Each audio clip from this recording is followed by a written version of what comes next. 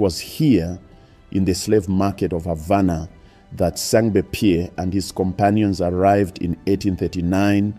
They had survived the Middle Passage, but their journey was not over, it was just beginning. We do not know exactly when Sengbe was born.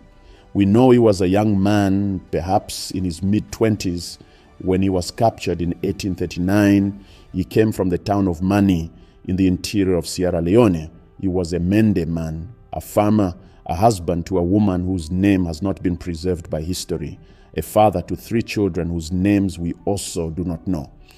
This is one of the cruelties of the historical record. The names of the enslaved are so often erased, even in stories where they triumphed.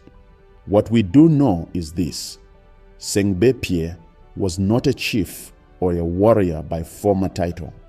He was an ordinary man in the finest sense of that word, someone whose community depended on him and who took that responsibility seriously. When he was captured, taken by fellow Africans in a local raid, orchestrated by the broader slave trade, his first thought was not of himself, it was of escape, it was of return.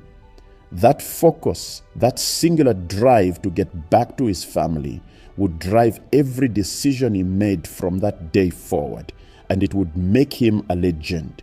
Sengbe was not alone. He was one of 53 captive Africans aboard the Amistad when the rebellion occurred.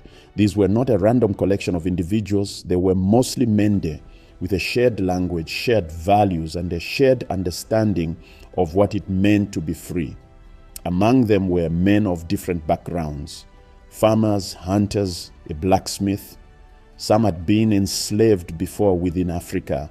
Others, like Sengbe, were newly captured. And among the 53 were 4 children, 3 girls and 1 boy. Their presence on that ship is a reminder of the full, monstrous scale of what the slave trade was. It stole children from their mothers and shipped them across oceans